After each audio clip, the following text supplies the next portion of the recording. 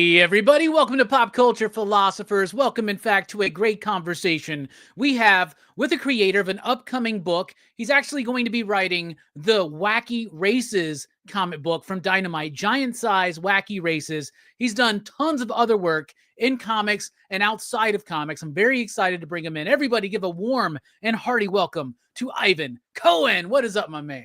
Hey, it's me. I am good. So happy to be here, Robbie. This is a treat for Dude, me. I can't super speak happy for to you. have you in here, man. For real, Awesome. dude.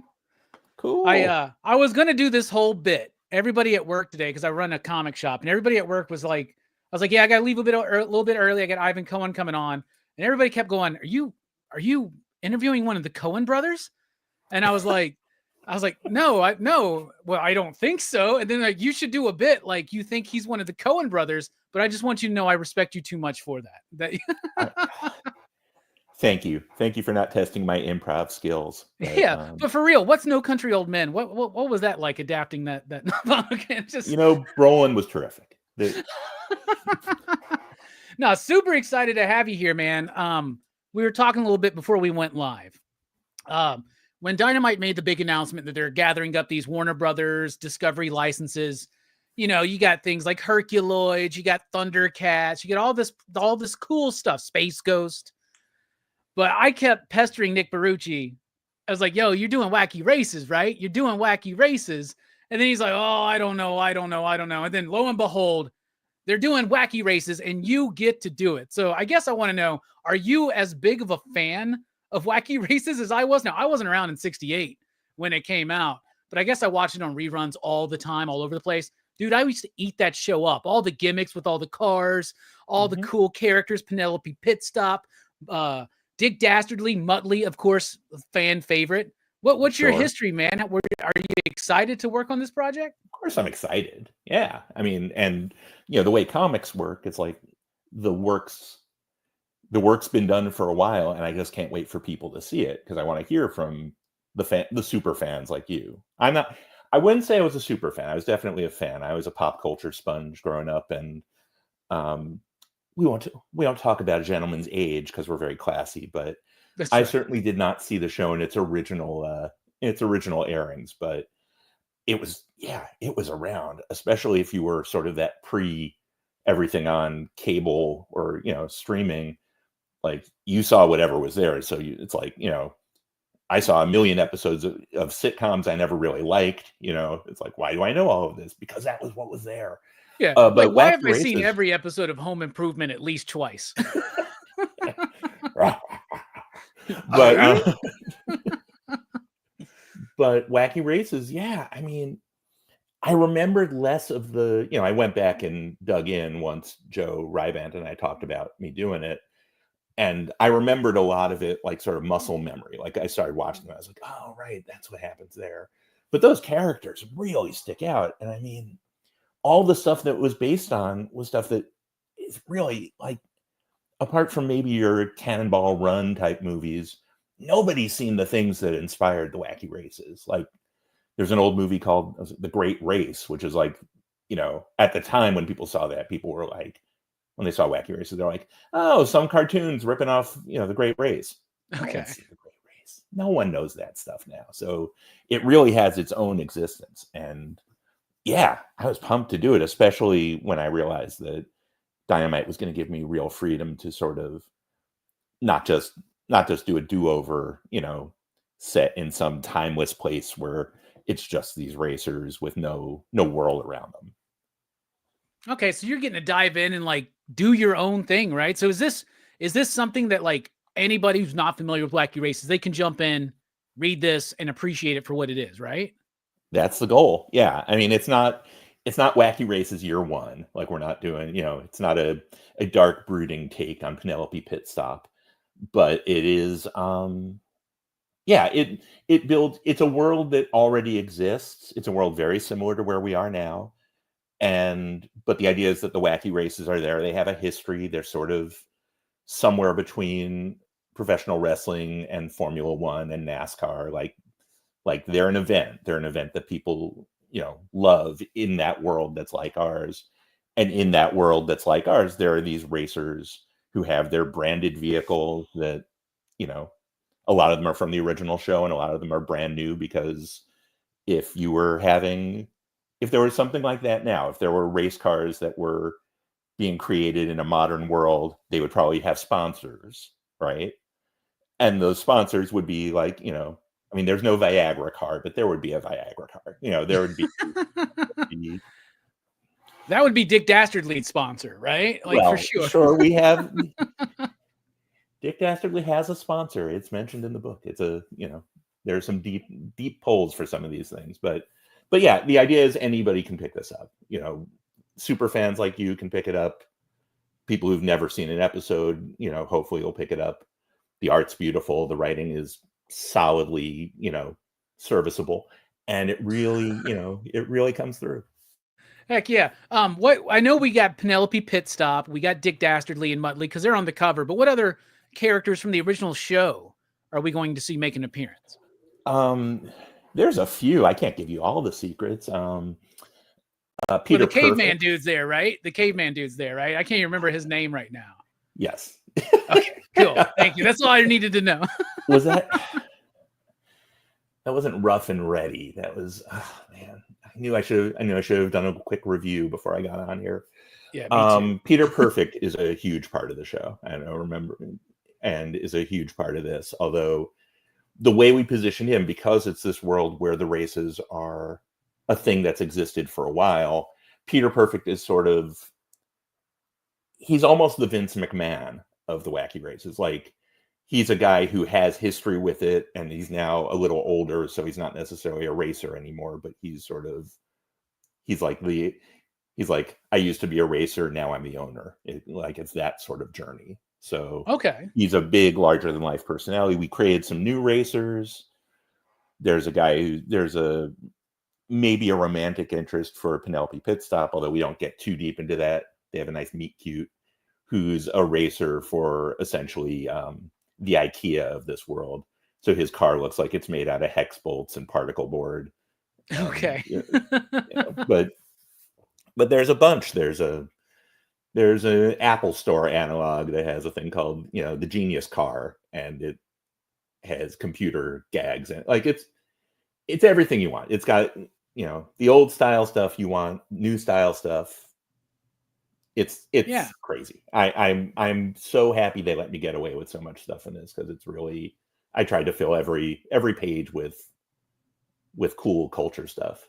Yeah. So there was a DC Wacky Races book a few years ago that I really liked, and they did try to make it more of like a I don't know, like a Fast and Furious, Mad Max kind of like gritty approach to it. Are you familiar with that series? Is that maybe an influence on this? Would you be talking about Wacky Raceland from DC? Yes, Comics? Exactly. Yeah. You got the title right. I didn't. Again, we do some research coming in.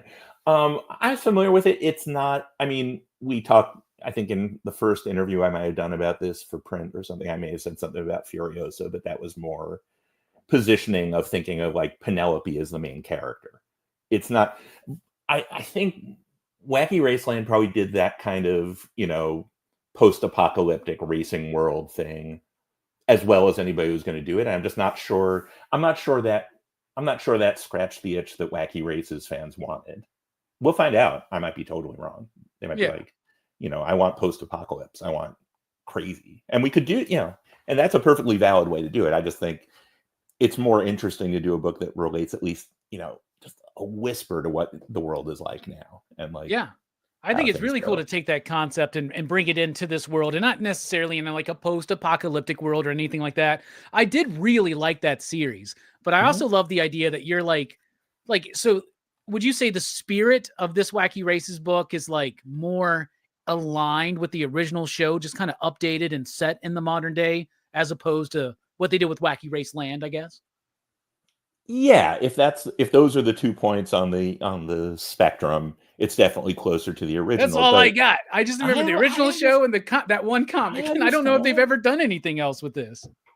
There have been revivals of it, but I think it's all basically that. I mean, I think the difference is, you know, and you can correct me if I'm wrong, because I think you're probably a bigger Yeah, there's no good nickname for Wacky Races fans. Racehead doesn't Yeah, that's not that good. doesn't. You know, Whack Pack is not good. You know, I like don't there's know. a I lot like of, Whack Pack. but I I think think I it's been used for other stuff. I don't think that's for us. But I don't think the shows were ever about, like, where did they go when they weren't racing? You know, did Penelope Pitstop have a roommate? I'm not saying we need to know that, but like for those to be characters and not just sight gags, I think you need to have them have some kind of life outside of the racing.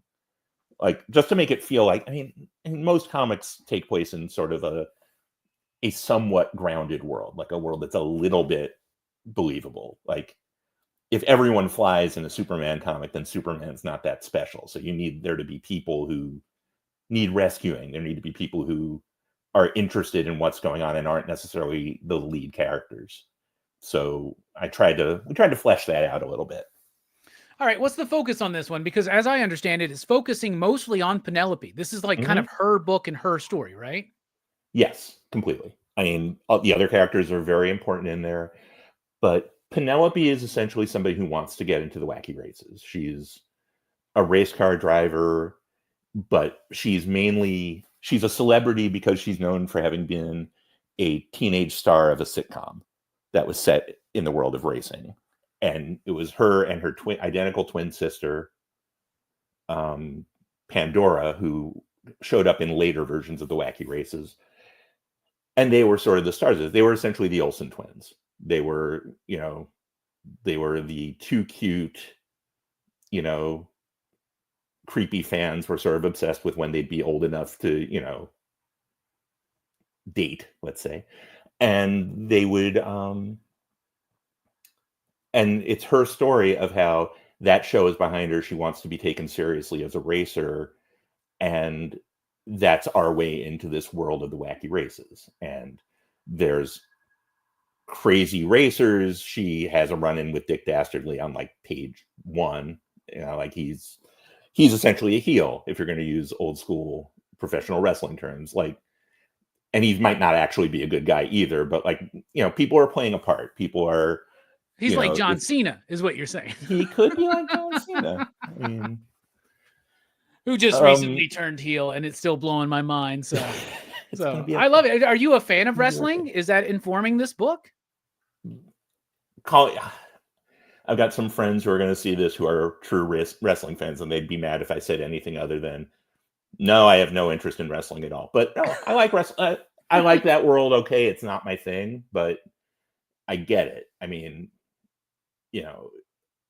but this is sort of, there's a lot in this soup. I mean, I like to think it's something original, but like I've already mentioned pro wrestling and Vince McMahon and the Olsen twins.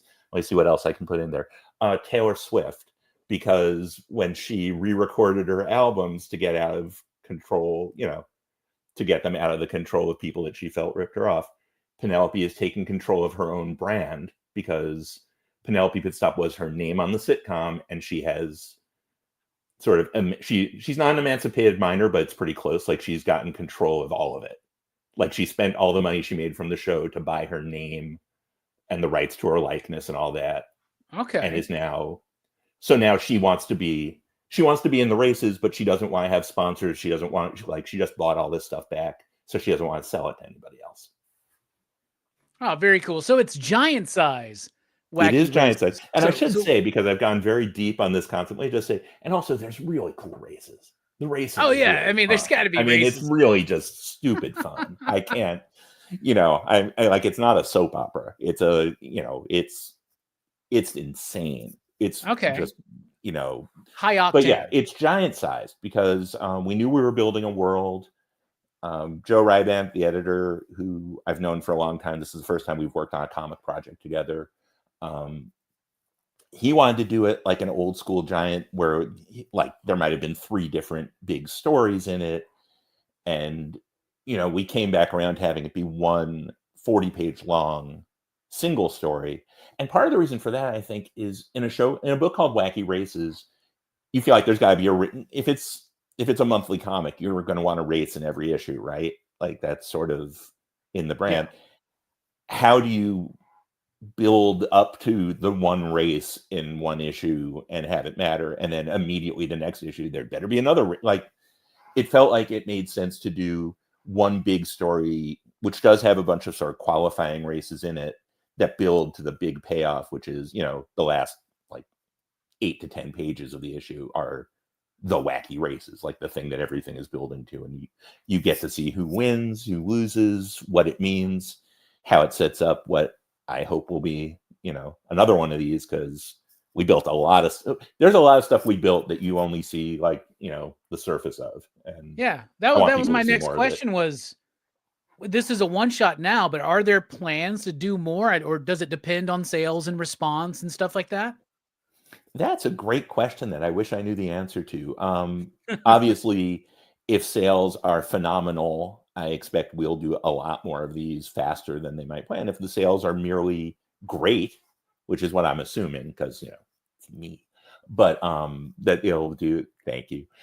That there would be more, because we tell a complete story, but there's definitely lots of room for new things. I mean, many of the characters in this book are not in the same place on page 40 that they are on page 1. And if I've done my job, and if, you know, the artist Mariano Benitez Chapo has done his job, which he has, I've seen it, people are going to want to know what happens to these folks. If there was they're going to be like, why isn't there a page 41? And it's like, well, tell your comic shop, you know. Well, Nick, if you actually have character growth, you've definitely done your job, Ivan. Because that's not something that was really prevalent in that original show, right? What? It was all about the gimmicks and the goofy aspect of. I remember the announcers. Like, I haven't seen it in years, bro. Mm-hmm. I gotta get a hold of like a DVD set or something like that, to go along with my like Jim and the Holograms and Masters of the Universe and Turtles sets, right? Yeah, that'd be perfect. Who's your artist again on this? His name is Mariano Benitez Chapo. He's done some other stuff for Dynamite. I think this is his longest single thing. I could be getting this wrong. I believe he's fairly recently out of the Kubert School. He's great. He's really, and he's I think he might be your level of fan of the original. Like, he was asking me questions, and I was like, I don't know. That sounds cool, but I don't remember everything. You know, and he was like finding inspiration from what race car drivers in the 70s wore for some of these characters, and it's cool. It's nice to work with somebody who's excited and doesn't, you know, you never want to be teamed up with someone on one of these things who just looks at it as the next job. You want them to really be invested in it and wanting it to show like something that means something to them. And, you know, I think we got it. Yeah, dude, that's awesome to hear. So how are those car chase scenes looking? Because car chase scenes in comics, they can be done well, but for the most times, you know, it's hard to kind of get across that sense of dynamic action sometimes just through images. But like, you've seen great people that can handle car chases incredibly well. You think he's handling it just fine? Because you're right. This is what people are going to want to see. He did that great. high octane stuff, right? I think if you had asked me back, I spent a bunch of years as an editor in comics. Like, I worked at DC for a long time. And if you had asked me what are the things you don't want to do, like what's the third rail in comics, I would say car races and rock bands as the things that just don't everybody wants them and they're really hard to translate. And I may have to revisit the rock band question, because we got the car chases. We got it. It's great. The hardest thing is it's really hard in a semi-realistic world to have like a car chase, a race where one of the drivers is talking to one of the other drivers. Like, it's not a thing, you know. It's not like, hey, you cut me off is a thing you might say in your car with your windows rolled up. The person who cut you off is not answering you. Like, there's no dialogue, there's no conversation. So finding a way to balance that and have it be, you know, characters that talk to each other, cars that do cool stuff against each other, that was hard. You have correctly assessed the hardest part of this, but it's awesome. There's cars flying at each other. There's, all right, you remember the red? Do you remember the red Max from from the original? The thing that looks like a World War I biplane. Yes. They there's one of those, and it's like something out of North by Northwest. He's like, strafing Penelope Pit Stop at one point. It's just fun as hell. Heck yeah. Is the Ghoul Mobile in this one? That was another one of my favorites. You don't have to spoil it. You don't have to spoil it, man. There's a lot of cars in here. Not everyone gets a speaking part. But also, really, I mean, I'm trying to leave everything on the field here, but also I wanted to leave some room for things for a second one shot or a mini series. You want there to be some cars we haven't seen before. Yeah, you want to build up. Are you setting anything up for the possibility of another one? Oh yeah, so much stuff. Yeah, all the toys are still here. There's still Penelope is still awesome. I promise she doesn't die. I'll spoil that much. She's my favorite, so she gets to stay around. Okay, nice. But there's chaos, and there are drivers who are taken away in gurneys on page 39. There are surprises. I can't tell you about what happens to Muttley, but if anything happens to Muttley, dude, I will just straight up like destroy this book on my channel. No, you can't. I will tell you, one of the things we raise but do not answer here is Muttley a dog? Ooh. Or is Muttley a guy dressed as a dog? Very cool. To answer a question in the chat, yes, this is from Dynamite. But when is this dropping? Is it April when it's out? Yes, it's whatever the first new comic day is in April, I believe. Okay. Heck yeah. So very, very soon, FOC will be dropping probably in the next week or so, if I had to guess. Then. Indeed, it will be. So people had better order it because it's awesome. The covers are great. The interiors are fantastic. I like the lettering, Okay. What else? Yeah, right. Like, how did you get approached for this book? Was it because of your friendship with Joe, or like how did that come about? Friendship is strong. I've known Joe for a long time. I've known Nick for even longer. I mean, my first job in comics was doing marketing stuff for DC back 1,000 years ago, and I worked with Nick when Dynamic Forces was putting out signed copies of DC books. Yeah. So, dude, everybody I know in every corner of this industry knows Nick and has known Nick for a while. Yeah, that is true. He is kind of like a universal connector. No, so Nikki and I have known each other for a long time.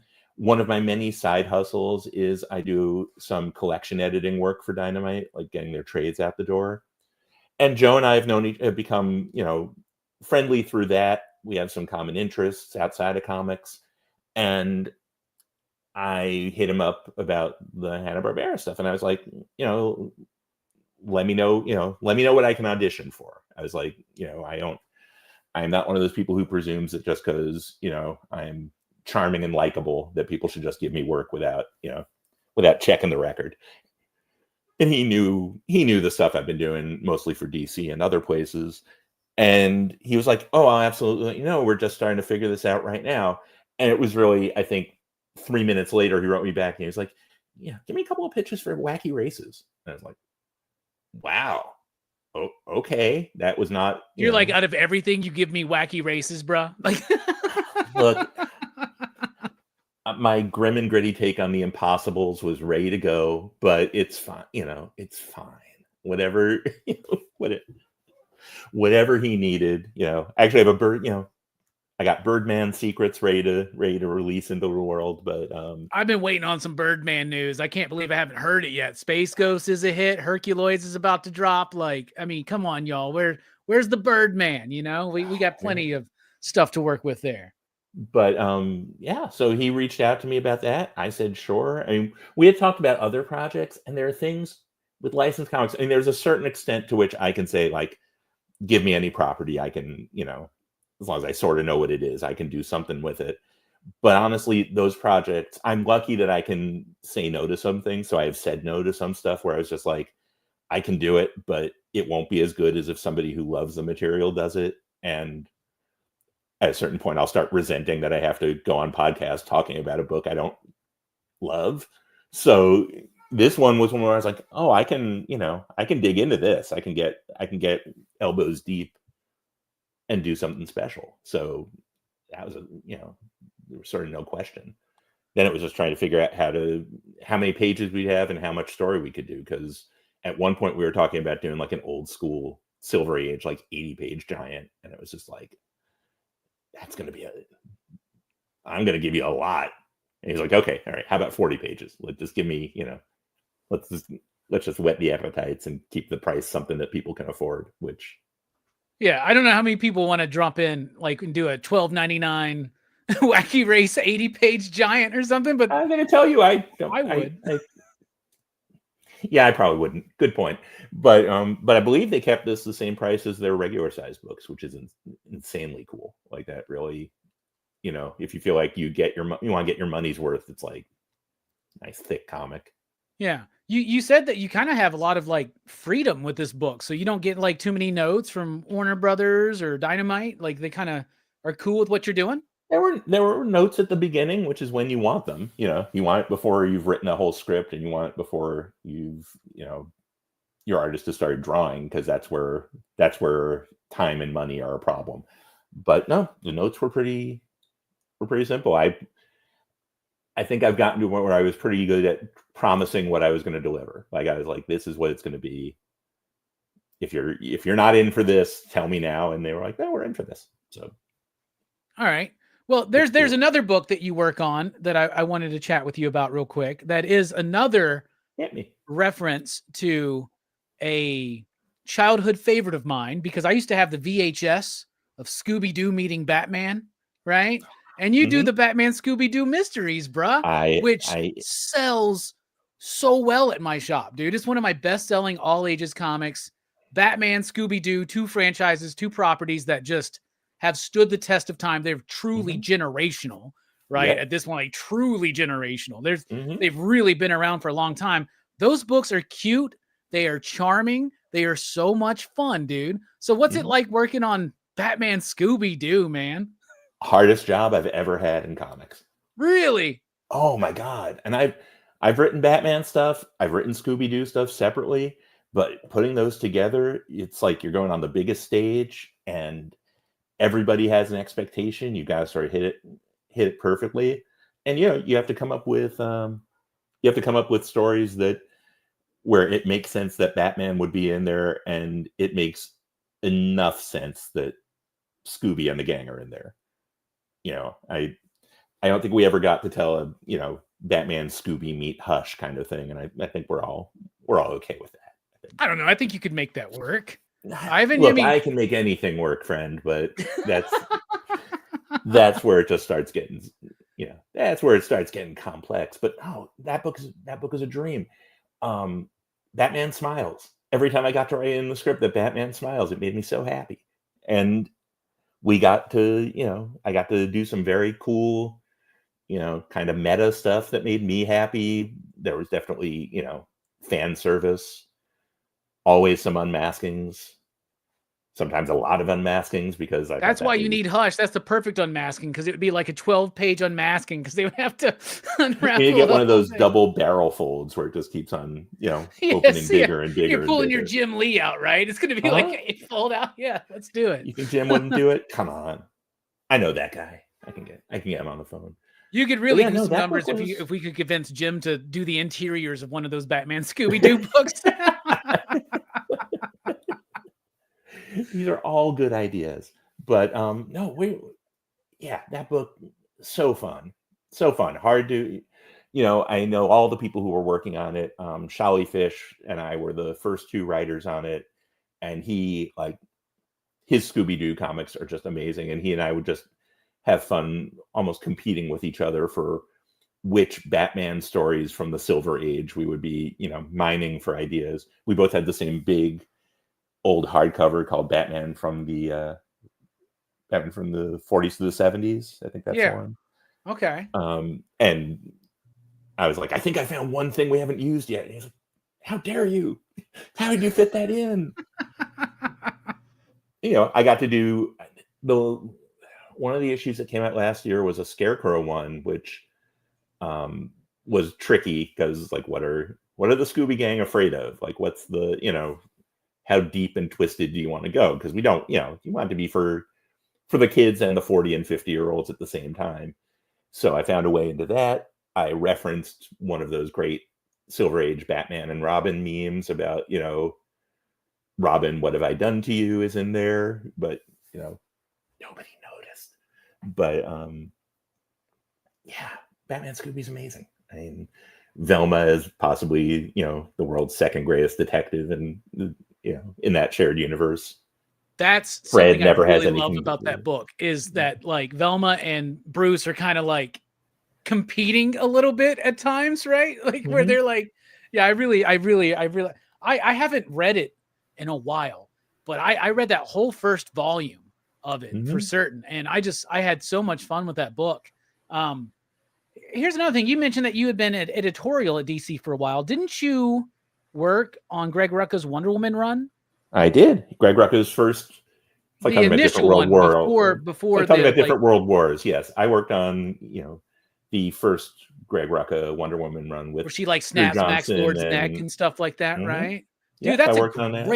Great run. That was the first time in my life that I was really resonating with a Wonder Woman comic, right? And I'm a huge Greg Rucka nut. I'm a huge fan of his novels, his comic book work. I think he's a tremendous writer. And that book was absolutely amazing. And then, of course, he comes back and he does some stuff with Liam Sharp and Nicola Scott, and that's great too. But that initial run, man, that was so good, so freaking good. So you worked on that. That was awesome, man. Yeah, What's it like working with Greg Rucka? I've heard through the grapevine that you got the job because other people thought that maybe he was a little bit. You would have an easier time working with him than other people might have, or something. Wow. It's possibly true. Who's talking? Who are your sources? I don't like this. This just got confrontational. This just broke bad. I know people. No, Greg and I had friends in common for a long time. And I think I actually, back when I was at DC and had like the marketing job and had like an expense account that was easier to access than editorial, I believe I introduced him to Denny O'Neil at a dinner. Like, I believe I got them together at a thing. So I take credit for everything Greg ever did with Batman as well. But Greg and I saw a lot of things very similarly. And when the opportunity came up and I was in a place where, I mean, Greg had talked about wanting to write Wonder Woman forever. And his star was at the right level of ascendance. Like he was, I think at that point, he became after Denny was like the only person to write Batman, Wonder Woman, and Superman comics at the same time monthly for DC, which was crazy. And he and I were friendly enough, and whether or not he had a reputation for being, you know, prickly or exacting or, you know, committing that sin in comics of caring too much about how the things come out, which is not a sin. It's just, you know, it's hard to get books to come out on a monthly schedule if the person whose work, you know, starts the ball rolling, which is the writer, is getting lost in the, you know, getting too focused on what about the lettering, what about the coloring, what about the art, where are the ads going to go, you know, like that kind of stuff. That's hard. And I think there was a thinking that because I was not connected to the previous runs of Wonder Woman and didn't have as much of a personal stake in those comics, that he and I could work on something new together. And it worked. I mean, that was a treat. Greg and I are still friends, so it worked, you know, the friendship survived. That's the only thing I worried about a little, was that we would still get along. Yeah. And, you know, the hardest part was that we ended up there were some storylines that we both thought would have played out better with more time to play with them. But like, was that Infinite Crisis or Final Crisis at that point? Infinite Crisis. It was Infinite Crisis that his first run, sort of accelerated the ending of the big story. Like, there was a big story we were doing before the big story, and we had to wrap it up. Like, you know, we had 3 months to wrap it up instead of a year. So we double shipped some issues, but we didn't get to give everything the time we wanted to. So that was the only real struggle in there. But I love that book, and I think think the current Wonder Woman book is terrific. I'm a couple issues behind, but I really like that book a lot. Oh yeah, the Tom And I King think, one. and I think Yeah. that one in some ways probably comes a little more from the spirit of Greg's book than it came from like the George Perez era or the Phil Jimenez era, as much as I like both of those. I mean, George's Wonder Woman was the first Wonder Woman I really ever cared about.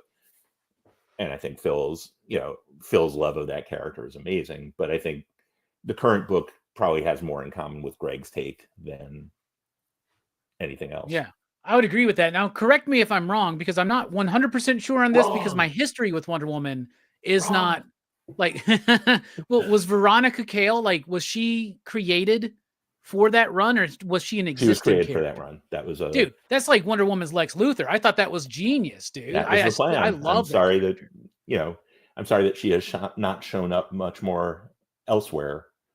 But yeah, that was all Greg. That was all Greg wanting to give her putting her in sort of much like Wacky Races. See, I can pull it all back around.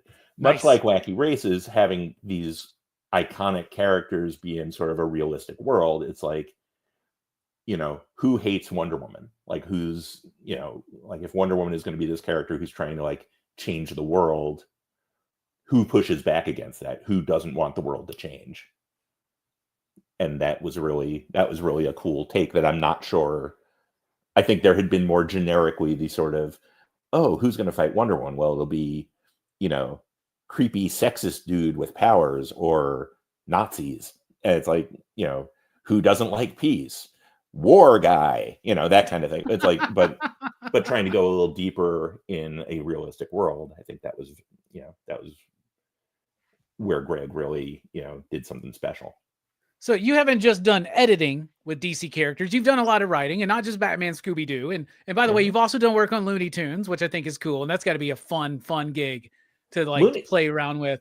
But you do a lot of these custom comics where like, say like a sponsorship or something like Nestle or something, like commission something. And so you've done a lot of that kind of work.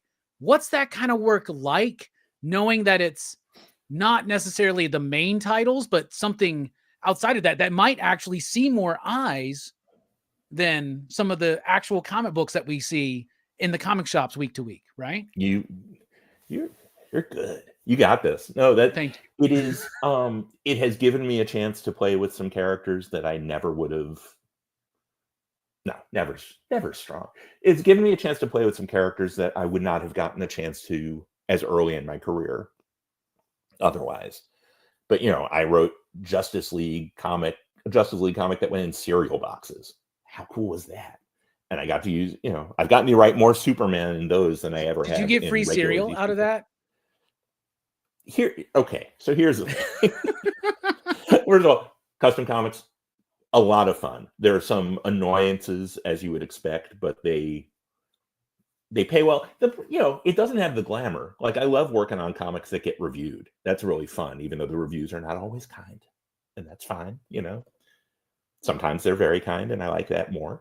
But, the Looney Tunes does not, the people who come to your shop may buy, maybe some people buy them, but those were never those are not the things that get talked about. Bleeding Cool is not doing a story about, my Star Trek 2 parody and Looney Tunes. As much as I love that as much as I love that comic, nobody, it comes and it goes, and nobody really remembers it. Well, I'm going to have to find that issue now, because Star Trek 2 is my second favorite Star Trek movie. So there we go. It's good. We'll talk later. I'll send you some links. But I'm here for you. But the custom books are, the cereal. So we did these superhero comics for, I think it was General Mills. I think they were the cereal company. And there were like 6 or 7 different books that were going to be randomly distributed in all these cereal boxes. So I got my regular comps. I got like 10 copies of the issue I had done. They were like little tiny books. And then they did, then I got this giant box in the mail. And it was 7 boxes of cereal. It was all the different kinds of cereal that were in this promotion. They had like connecting art on the back and all that. But there was no like they did the poll that way, so you didn't know how many copies of the comic that you wrote would be in there. So you open all the cereal, and I think I got 2 copies of my comic in these 7 boxes of cereal. And then I called, like, I'm trying to remember who else wrote them. Maybe Pete Tomasi wrote one or something like that. Like we started doing a little exchange. It's like, You're exchanging comics. I will bring the cereal covered copy of the comic you wrote. The thing that got me mad was I did a comic. I've done some weird stuff, and some of them I have to be careful because I don't even remember which ones have come out yet or not. But there was one I did there were some DC branded cereal ice creams. There was a Superman one, a Batman one, and a Wonder Woman one. And the comic was printed on the side of the mega, the gallon containers of them. They didn't send me any ice cream. I got nothing. It's easy to send cereal. Ice cream, that's a whole other thing, right? You got to pack that in some dry ice or something, right? Don't they know who I am, Robbie? You're one of the Cohen brothers. Nice, good callback. That was sweet. Yes, I just did a couple of. I cannot talk about what they are yet, but I just did a Superman themed project that's going to come out near the movie. And a project that has the whole Justice League in it that will also come out around the movie, but it's not a Superman thing specifically. That is a big, weird deal. It will be really fun. But I think of those things, I mean, the first custom comic I ever did was a Teen Titans one, and that ended up a Teen Titans Go project that ended up getting me work on the regular comic. So that was very important to me. Like that helped the direction of my career in cool ways. The thing I used to like talking about the most were do you remember the Snickers ads that appeared in DC Comics some years back? I do. Because like Stuart many Moore times was I reading a book and then I'd start reading like, this makes no sense where it's going right now. Yeah. I think you're like the dude writing the modern day Hostess ads, man. Like, right? You think? Remember when I talked about the burden of having to write like Batman Scooby to get it right? Yeah. Hostess ads, that's a legacy. I tried to make the case, and like Dan DiDio and others would not let me argue this. They wouldn't let me win this argument. But I was like, I have a 1-page comic in every book that DC publishes in a month. I'm the best-selling writer in comics. You can't tell me differently. Like I don't care who was popular at that minute. I don't care if it was Bendis. I don't care who it is. Maybe he's got 4 comics out and they all sell great. Maybe he's got 400,000 copies books selling that one. I have all of the DC comics. Batman, a good seller. I'm in there. Superman, got it. Like so, that should be at the top of your website. The best-selling comic book writer. If people go to my website, they will find some things that are generous stretching of the truth. But I can back up most of it, I swear. But yeah, the custom comics are fun. I mean, the challenges of dealing with people who don't know how comics work, and sometimes getting notes that are sort of like, "Well, could we change everything?" And it's like, "Well, no, you could have. You could have a month ago. Now it's a little late." You're supposed to give me these notes before I turn in the script and the artist starts working on it. I am very lucky that the editor at DC who handles a lot of the custom projects, a guy named Michael McAllister, who has been my champion and has gotten me tons of cool work, including the character Kid Quick that I introduced in a DC holiday special that ended up getting. Yeah, you created that character, right? Right, with the artist, but yeah. And then you worked on that character with Danny Lord, right? You worked with them on that, right? Yeah, super cool. Yeah, and that character ended up in the series finale of The Flash. But anyway, I'll just say that editor protects me from the dumb stuff so much. It's really like he's very embarrassed when he has to come to me and be like, "All right, there's a thing we have to change." They want them to talk about Snickers more, bro.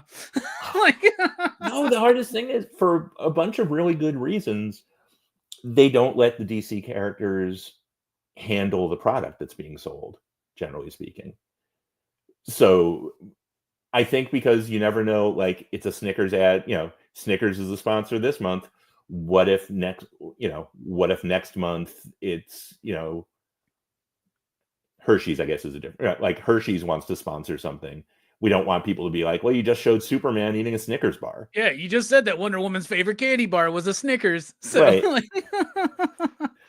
It totally would be. I, as a former Wonder Woman editor, I can assure you that's the case. Well, Snickers is just one of the best candy bars out there. I mean, that package is perfect. Like it's, I mean, nuts, Batman, of course, is a chocolate. Yeah, Batman likes dark chocolate. You would think, right? He's a special dark with almonds guy, I think. Yeah. With the almond, he likes the crunch. Sure. Yeah. Yeah, I like it. What about Superman? Just milk chocolate, just regular ass Hershey's or something like that. I hate to think that Superman's like bougie, but yeah, I mean, it's possible. He's like a milk chocolate is the best chocolate. These are the things you have to think about, right? Yeah, I really try not to. You've also done a lot of work with DC animated properties. I wanted to ask you real quick, just what's your role on that? Because looking at your credits, a bunch of animated movies, a bunch of animated shows. Like, what's your role there? Are you writing? Are you helping put things together? What are you doing? Well, I haven't been on staff at DC in a long time. When DC was here, one of my last jobs at DC, I did a bunch of different things. One of my last jobs was helping manage the Hollywood stuff from the New York offices, which New York is where I still live. And they asked me to come with them when they moved to LA, and I would have worked with Jeff Johns, who I've known forever, but I didn't want to leave New York. But up until that time, I helped launch the DC Universe line of animated movies. So I worked on the New Frontier movie. I worked on one of the best animated movies of all time, DC New Frontier. New Frontier is pretty amazing. I got the Steelbook Blu-ray, bruh.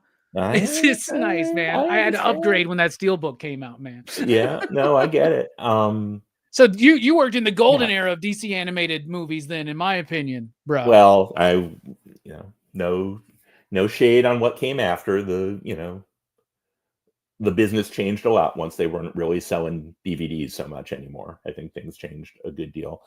I worked on the Green Lantern animated series. I helped, I was basically the guy at DC, like I had more of a role in some than others. Like some of it was just, making sure that our characters were coming across the right way and solving problems when I could solve problems. I worked on the last. You're the guy that's being like, Hal Jordan would eat a Snickers. He's a Baby Ruth guy. Yeah. Stop it. You had to, we had to go down this path. I knew this would happen.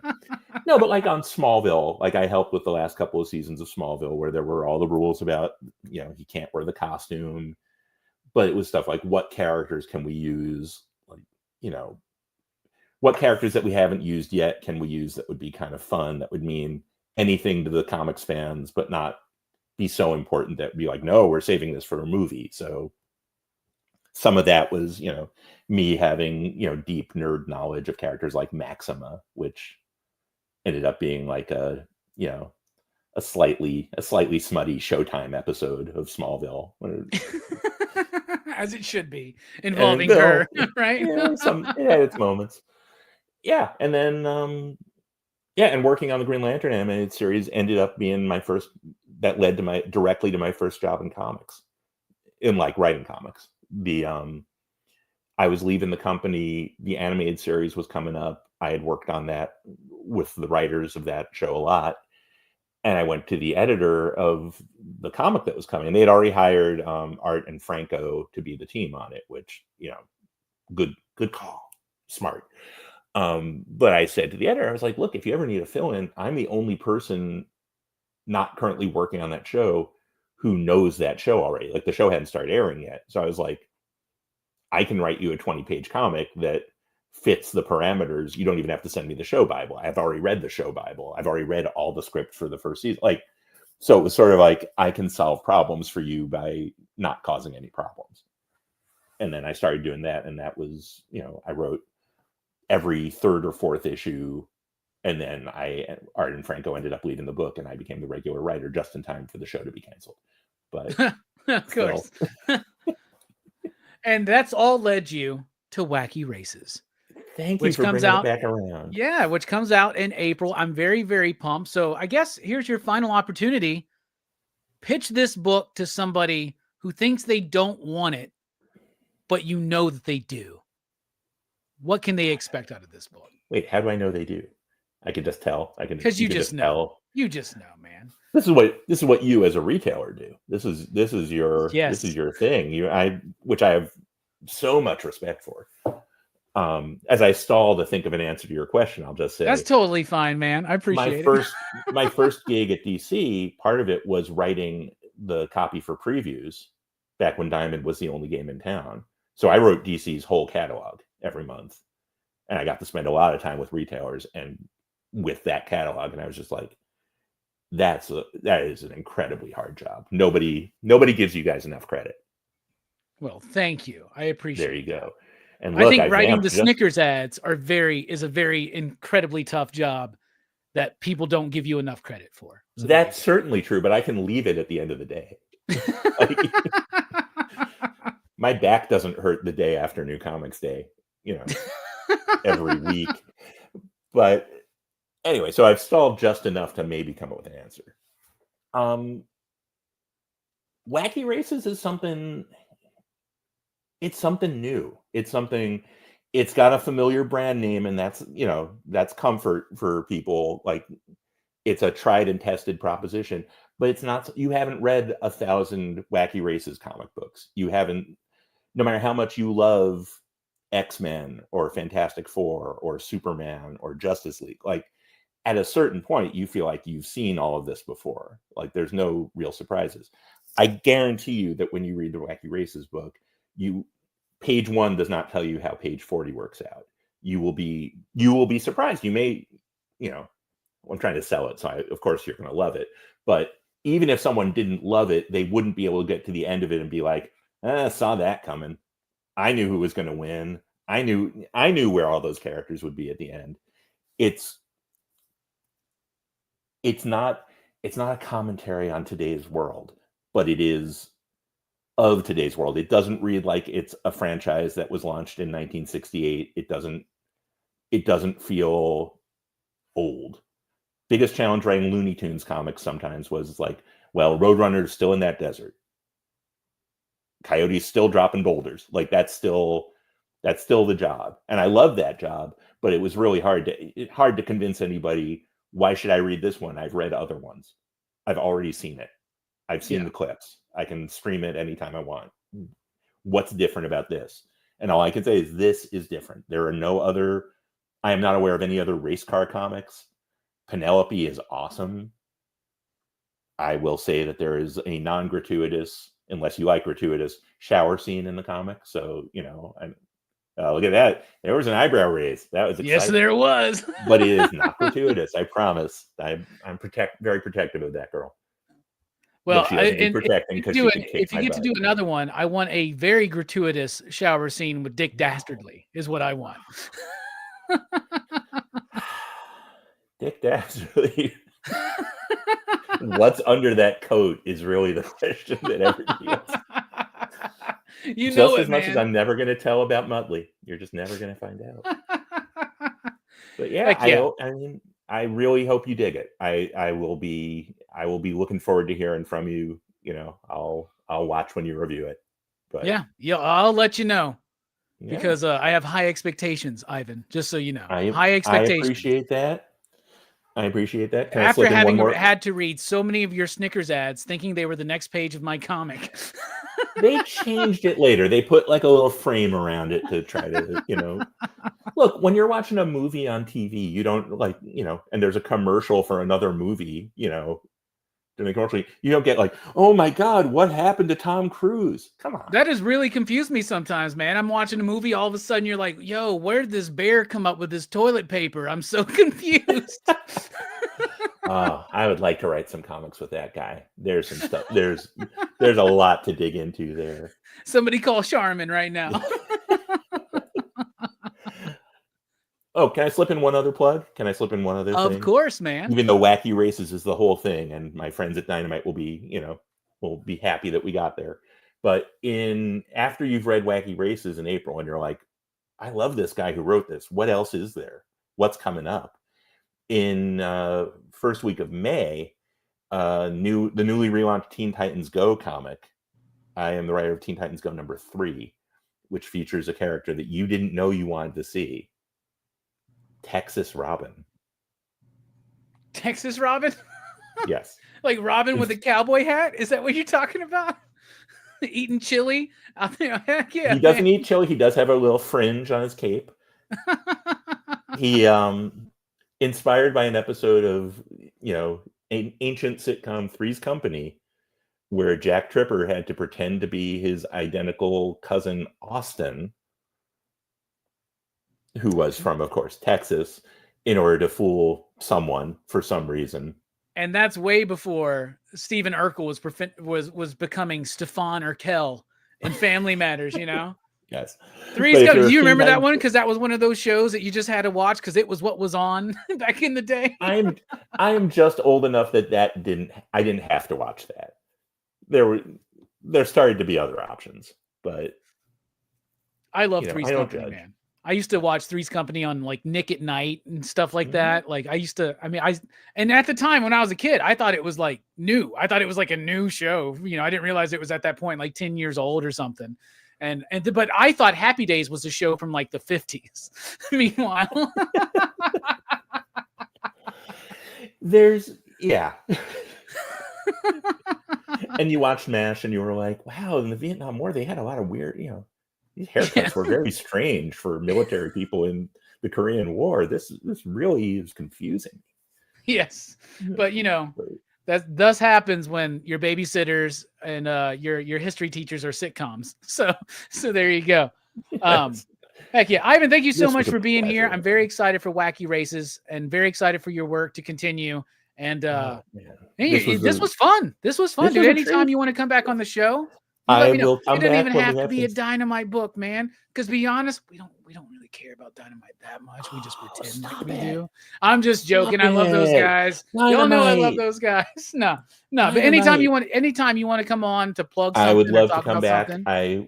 We will talk about more crazy stuff, and you'll have read the comics, so you'll be able to tell me all the things I got wrong about your favorite characters. I will. I'm gonna have notes.